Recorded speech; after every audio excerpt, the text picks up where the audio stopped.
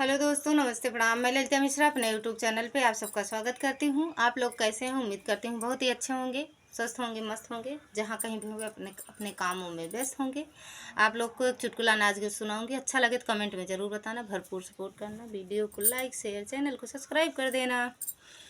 BA पढ़ के मोर सजनवा बीड़ी पनवा बेचैना।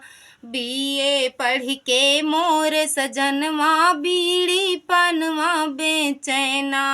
बीए पढ़ के मोर सजनवा बीड़ी पनवा बेचैना।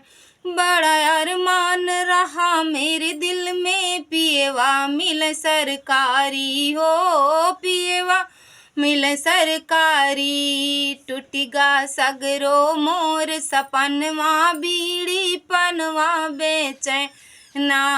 बीए पढ़ के मोर सजनवा बीड़ी पनवा बेचैना।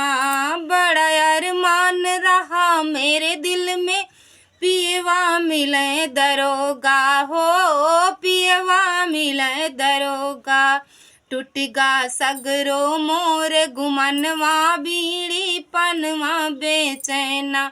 बीए पढ़ के मोर सजनवा बीड़ी पनवा बेचैना। बीए पढ़ के मोर सजनवा बीड़ी पनवा बेचैना। बड़ा अरमान रहा मेरे दिल में, पिएवा मिले इंजीनियर हो, पिएवा मिले इंजीनियर। टूटिगा सगरो मोर मनवा बीड़ी पनवा बेचैना। टूटिगा सगरो मोर मनवा बीड़ी पनवा बेचैना। बीए पढ़ के मोर सजनवा बीड़ी पनवा बेचैना। बीए कई के मोर सजनवा बीड़ी पनवा बेचैना। धन्यवाद दोस्तों, अच्छा लगे कमेंट में जरूर बताना। फिर मिलते हैं एक नए गाने के